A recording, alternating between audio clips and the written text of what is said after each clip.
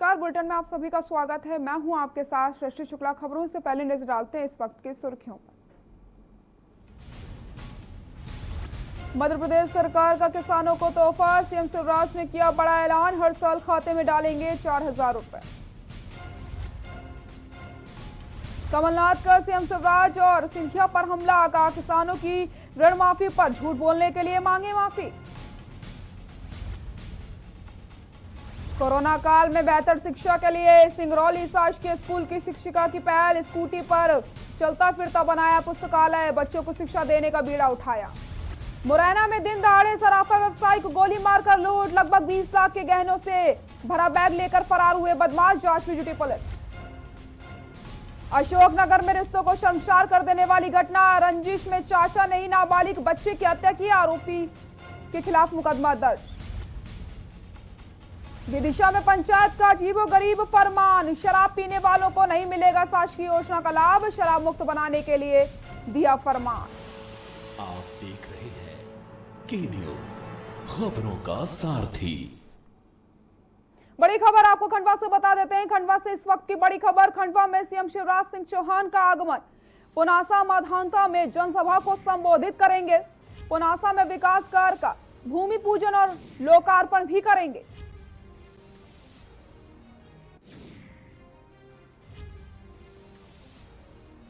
माधानता क्षेत्र की जनता को देंगे 44 करोड़ की सौगात। बड़ी खबर आपको हम बता रहे हैं, जहां पर खंडवा में सीएम शिवराज सिंह चौहान का आगमन, पुनासा माधानता में जनसभा को करेंगे संबोधित। पुनासा में विकास कार्य का भूमि पूजन और लोकार्पण करेंगे। माधानता क्षेत्र की जनता को 44 करोड़ की सौगात मिलेगी आज।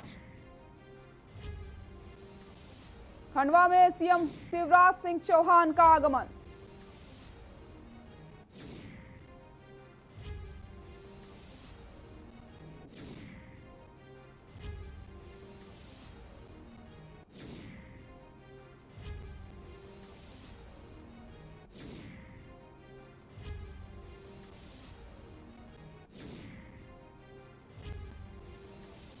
पुनासा माधानता में जनसभा को करेंगे संबोधित। पुनासा में विकास कार्य का भूमि पूजन और लोकार्पण करेंगे। माधानता क्षेत्र की जनता को देंगे 44 करोड़ की सौगात।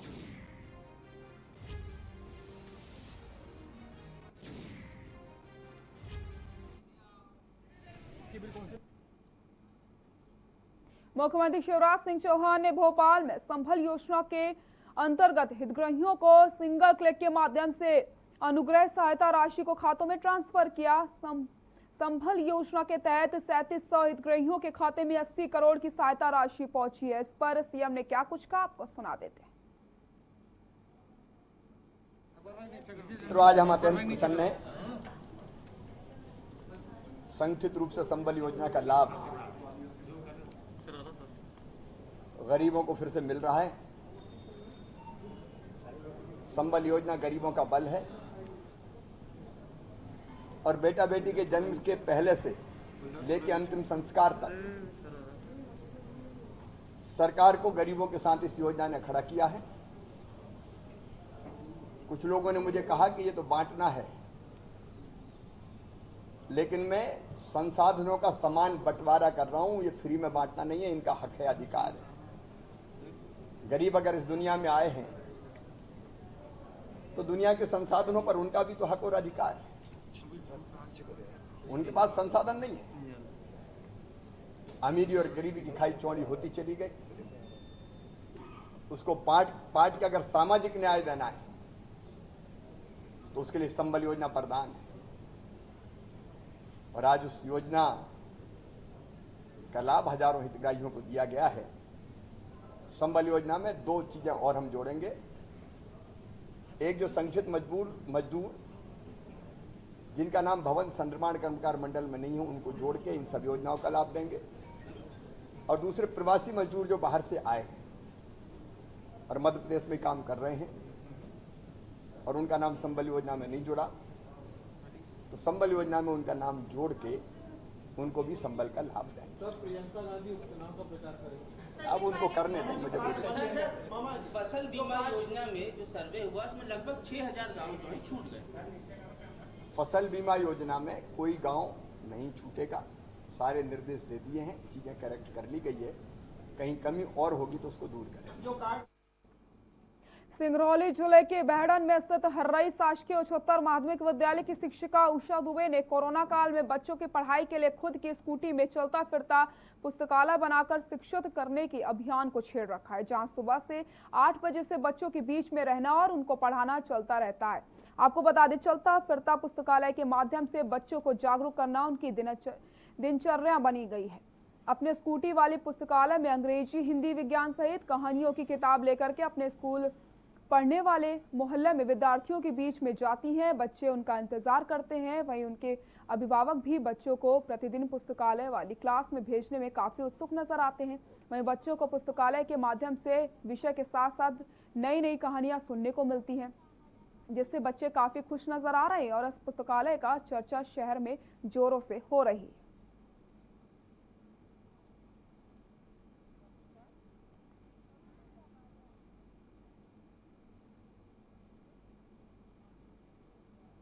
भोपाल द्वारा अभी हमारा घर हमारा विद्यालय कार्यक्रम संचालित है, जिसमें 18 अगस्त से 24 सितंबर तक खूब पढ़ो अभियान एक चलाया जा रहा है, जिसके तहत बच्चों में रीडिंग हैबिट्स विकसित करने के लिए उनको पुस्तकें पढ़ने के लिए प्रेरित करना है। और बच्चे उसमें घर में ही जो उनके पाठ्य पुस्तकें हैं, अखबार है, कहानी की किताबें हैं, उनको पढ़ें और अपनी पढ़ने की आदत को बढ़ाएं। हमें यहाँ ये किताबें पढ़ के हम लोग को बहुत मज़ा आया। हम यहाँ पे एक मिनट का खेल भी खेलते हैं और खेल हम लोग खेलते हैं तो हमें बहुत मज़ा आता है, इससे हमको शिक्षा भी मिलती है। मैडम का इंतज़ार करते हो आप लोग? हाँ। कैसे कितने बच्चे आते हैं यहाँ पे, कहाँ कहाँ के लोग हैं यहाँ पे? हमारे यही मोहल्ले के ही बच्चे हैं, पास के ही। छिंदवाड़ा के मोखेड़ विकासखंड मुख्यालय पर 116 व्यक्तियों के नाम पर फर्जी तरीके से काटे गए हैं। यहां तक कि जीवित व्यक्तियों के नाम भी मृत सूची में डाल दिए गए। पूर्व सचिव राधेश्याम पवार द्वारा किए गए कृत्य से बचाने व अब कांग्रेस के कुछ जिंदा नेता आगे आए हैं। मोखेड़ तहसील की हालत देखो तो चारों तरफ गंदगी का आलम है। सवाल यही उठता है कि क्या डीएम ने जानबूझकर मोखेड़ में ऐसे तहसीलदार भेजे जिन्हें जनता के कार्य से कोई मतलब नहीं है। खुद तहसीलदार पत्रकारों के सामने ये शब्द कह रही हैं।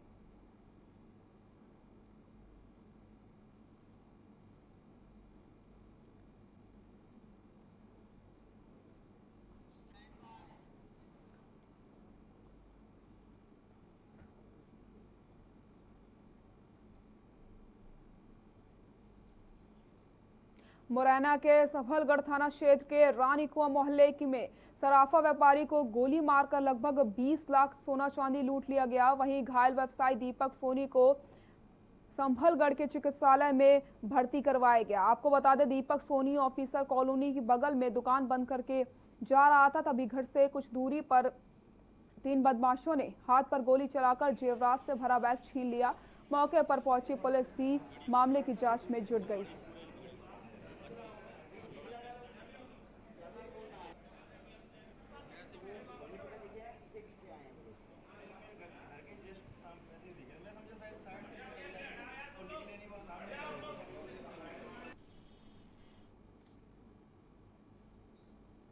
अशोकनगर में रिश्ते में लगने वाले चाचा व भाई ने एक 17 वर्षीय नाबालिग मेघराज यादव की सोते समय गोली मारकर हत्या कर दी।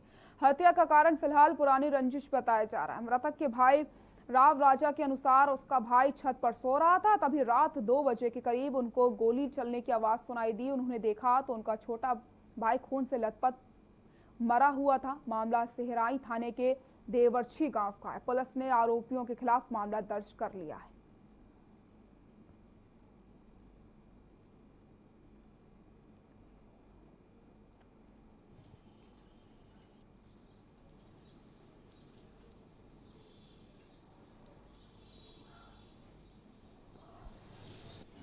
भाई जी, तो रात में उसने 12 लोगों ने मिलकर उसकी हत्या की। और 4-5 दिन से भी कह रहे थे कि हम इस सालन को मानना है। घूम रहे थे गांव में, हमारी औरतें नहीं निकल पा रही घर से। हाँ, क्या यही कारण है सर, पहला से हमारी रंजिशबाजी चल रही थी। हमारे दादाजी ने अग्निकांड लगाया था निकलाने जी तो वो बदला लेने था। जी अभी जांच कर रहे हैं और देखते हैं। कितनी गोली लगी हुई है अभी? गोली तो एक अभी पता चल लग रहा है कि एक गोली लगी है और हाथ को चीरते हुए बॉडी में गई है, तो बुलेट रिकवर होगी तब और क्लियर हो जाएगा। विदिशा के सिरोंज में हैप्पीनेस वॉलंटियर एवं रक्षिता वेलफेयर सोसाइटी के नेतृत्व में चलाए जा रहे शराबी मुक्त पंचायत अभियान के दूसरे चरण का कार्य प्रारंभ कर दिया गया है। जनपद पंचायत सिरोंज की 3 ग्राम पंचायतों के 7 गांवों में प्रथम चरण का कार्य पूर्ण हो चुका है। इन पंचायतों में दूसरे चरण का कार्य गृह संपर्क करके प्रारंभ किया जाएगा, जो 10 सितंबर से 30 सितंबर तक चलेगा। अभियान के अंतर्गत इन गांवों में शराब मुक्त बनाने के उद्देश्य को लेकर के 3 चरणों में कार्य किया जा रहा है। यही नहीं, ऐसे क्या कारण है कि आर्थिक स्थिति खराब होने के बाद भी ग्रामीण शराब का सेवन करने को मजबूर हैं। आदि विषयों पर चौपाल के माध्यम से समाधान के बिंदुओं पर चर्चा की जाएगी, सुझाव मांगे गए हैं। अभियान के दूसरे चरण में चयनित किए गए शराबियों को आग्रह पत्र भेंट करके शराब सेवन न करने का संकल्प दिलाया जाएगा। पंचायत के शराबियों की संख्या का आकलन कर आगामी कार्यक्रम के अंतर्गत चौपाल के माध्यम से सम्मानित किया जाएगा। वहीं पंचायत द्वारा अंतिम चेतावनी दी जाएगी, यदि नियमित रूप से शराब का सेवन किया तो पंचायत में मिलने वाली किसी भी शासकीय योजना का लाभ नहीं दिया जाएगा। शराब मुक्त गांव बनाने के लिए अलग अलग वार्डों में समितियों का गठन, एक दूसरे चरण के कार्य का विस्तार किया जाएगा।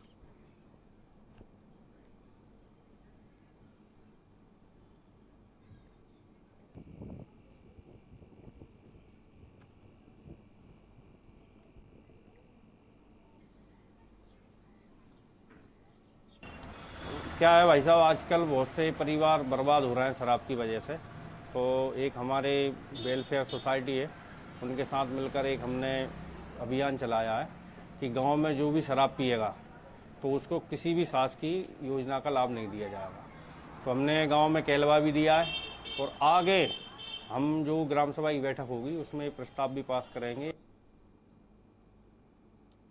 विदिशा के ITI कॉलेज के कला सत्यार्थी सभागार में करीब कल्याण सप्ताह अंतर्गत किसानों को ऋण योजना के तहत KCC प्रमाण पत्र उपलब्ध करवाए गए। कार्यक्रम के दौरान मुख्यमंत्री शिवराज सिंह चौहान के भाषण का सीधा प्रसारण भी देखा गया। वहीं कार्यक्रम को जिला पंचायत अध्यक्ष तोरण सिंह दांगी और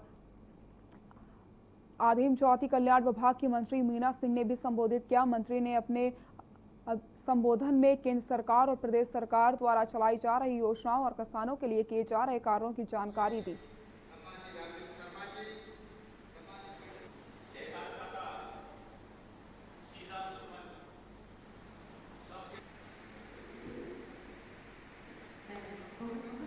देखिए, मैं कहना चाहती हूँ कि जो काम माननीय मुख्यमंत्री श्री शिवराज सिंह चौहान साहब किसानों के लिए कर रहे हैं या किए हैं, बहुत ऐतिहासिक है। इतना तो कभी भी नहीं हुआ 60-70 सालों में जो अभी हो रहा है, चाहे हमारे मोदी जी हों चाहे शिवराज सिंह जी हों। और आप सब देख रहे हैं कि किसानों की बेहतरी के लिए बहुत अच्छा काम हमारी सरकार कर रही है। विदिशा के लटेरी में 24 पटवारी हल्का के लोगों को बीमा राशि नहीं मिलने से परेशानियों का सामना करना पड़ रहा है। आपको बता दें, किसानों ने लटेरी के सिरोंज चौराहे पर चक्का जाम करके नारेबाजी की। वहीं चक्का जाम की खबर लगते ही पुलिस प्रशासन मौके पर पहुंची और किसानों को समझाने की कोशिश की। वहीं किसानों ने कहा कि अगर 7 दिनों के अंदर हमें बीमा नहीं मिलता तो हम उग्र आंदोलन करने के लिए बाधित हो जाएंगे। साथ ही साथ चक्का जाम करने के दौरान कृषि विभाग के अधिकारी मौके पर पहुंचे और किसानों को समझाकर चक्का जाम खत्म करवाया। साथ ही कृषि विभाग के अधिकारियों को किसानों ने मुख्यमंत्री के नाम ज्ञापन सौंपा है।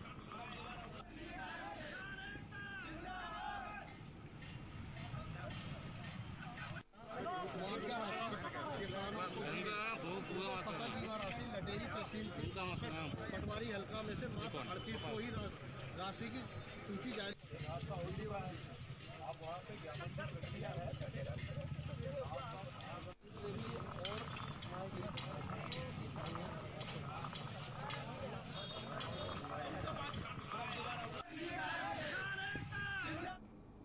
सीधी में लापरवाह बना स्वास्थ्य विभाग अपनी जिम्मेदारियों को लेकर बिल्कुल गंभीर नहीं है, जिसका एक नमूना सामने आया। आपको बता दें, कोरोना पॉजिटिव मरीज को गंभीर हालत होने पर डॉक्टरों द्वारा रीवा के लिए रेफर किया गया, लेकिन समय पर एम्बुलेंस वहां न मिल पाने की वजह से कोरोना पॉजिटिव मरीज की मौत हो गई। जिम्मेदार डॉक्टर भी मान रहे हैं कि अगर समय पर एम्बुलेंस मिल जाती तो मरीज आज जिंदा होता।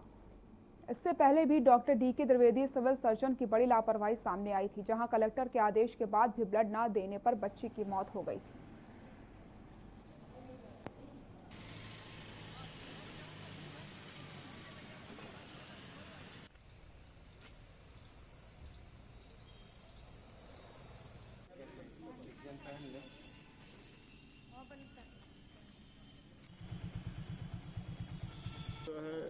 फीवर कुछ दिन से आ रहा था, दिखाया गया था, तो फिर 21 तारीख को जो है इनका हॉस्पिटल में सीने का एक्सरे भी कराया गया, तो इसमें निमोनिया बताया गया। फिर तुरंत कोरोना टेस्ट कराई, तो कोरोना टेस्ट कराया गया, वहाँ से पॉजिटिव आया गया, तो तुरंत यहाँ पर कोविड सेंटर में एडमिट किया गया है। फिर जब बाहर आए हैं तब हमको पीपीई किट पहनाया गया है।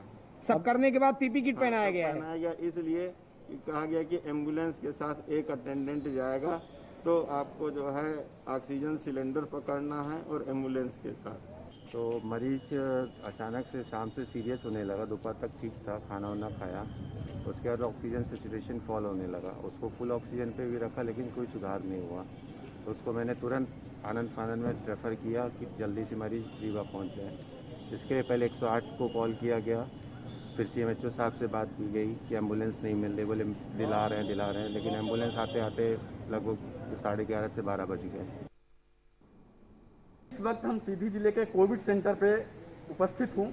आज बेहद दर्दनाक दुखद घटना हुआ है। स्वास्थ्य विभाग की इतनी लापरवाही सामने देखने को मिली है कि एक कोविड पेशेंट दो दिन पहले यहाँ पे एडमिट हुआ था और उसका आरोप है कि यहाँ पे एम्बुलेंस न मिलने के कारण मेरे भाई की, मेरे परिजनों की मौत हुई है। कल शाम को 6 बजे इनको रेफर किया गया था रीवा के लिए, लेकिन 11 से 12 बजे तक इनको एम्बुलेंस की वाहन सुविधा नहीं उपलब्ध हो पाई। ये बेहद दर्दनाक दुखद घटना है। इस तरह की घटनाएं कई बार स्वास्थ्य विभाग की लापरवाही देखने को मिलती है। दूसरी सबसे बड़ी बात, परिजन का आरोप है कि जब 100 को अंदर से बाहर लाया गया तो मुझे कोई किट की व्यवस्था नहीं कराया गया। मैं सादे ड्रेस में ही उस लाश को बाहर लाए हैं, किट हमें बाद में पहनाया गया है। ये दर्दनाक दुखद घटना के लिए जिम्मेदार अधिकारी कौन है, अब देखना ये होगा कि इस दर्दनाक घटना पे संबंधित अधिकारियों के ऊपर कार्रवाई होती है या नहीं। के न्यूज इंडिया के लिए राजकुमार जायसवाल। नए तहसीलदार की कार्यप्रणाली को लेकर के आम जनता में काफी रोष देखने को मिल रहा है। तहसीलदार की मनमर्जी और लापरवाही के कारण तहसील के कार्य भी प्रभावित हो रहे हैं। आपको बता दें, नई तहसीलदार को छिंदवाड़ा से मोखेड़ भेजा गया। उनके आने के बाद से ही विवाद बढ़ गया। तहसील में लोग बगैर मास्क लगाए घूमते नजर आए। तहसीलदार पर कांग्रेस पार्टी के इशारों पर काम करने का आरोप लगाया जा रहा है।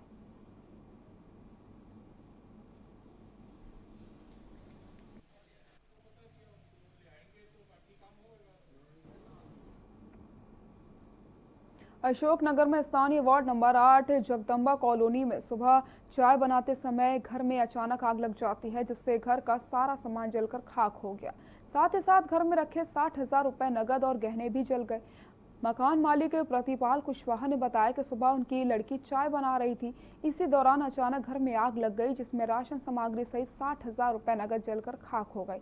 आग से पूरा घर का सामान जल गया है। घटना की खबर लगते ही पूर्व विधायक जजपाल सिंह जज्जी तत्काल प्रशासनिक अधिकारियों के साथ मौके पर पहुंचते हैं, जहां उसे 2,000 रुपए की नगद की आर्थिक सहायता देते हैं और राशन सामग्री उपलब्ध करवाते हैं। साथ ही साथ कलेक्टर से आग्रह करके रात राशि स्वीकृत करवाने का निर्देश दिया है।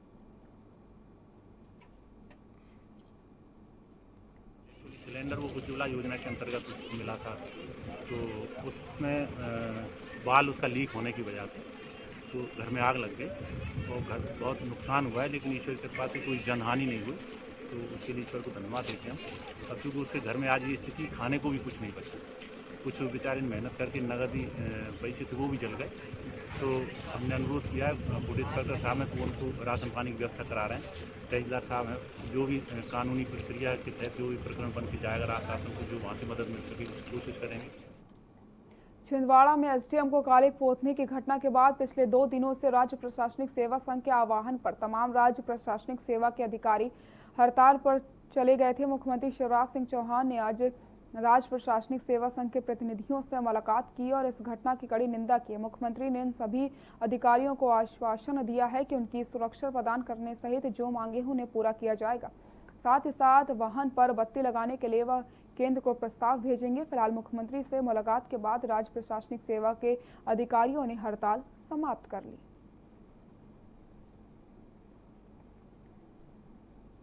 जी, हमने जो सुरक्षा को लेकर जो हड़ताल रखी थी उस पर माननीय मुख्यमंत्री जी ने हमें गंभीरतापूर्वक सुना और जो हमारी मांगे थी उसमें उन्होंने आश्वासन दिया है कि उसका शीघ्र ही निराकरण किया जाएगा। सर्वप्रथम जो हमारी मांग थी सुरक्षा को लेकर 1-4 का गार्ड एग्जीक्यूटिव मजिस्ट्रेट्स और एसडीएम्स को प्रदाय किया जाए। उन्होंने इस मांग को पूरा करने के लिए आश्वासन दिया है। बुलेटिन फिलहाल के लिए इतना ही। देखते रहिए के न्यूज़ इंडिया। नमस्कार।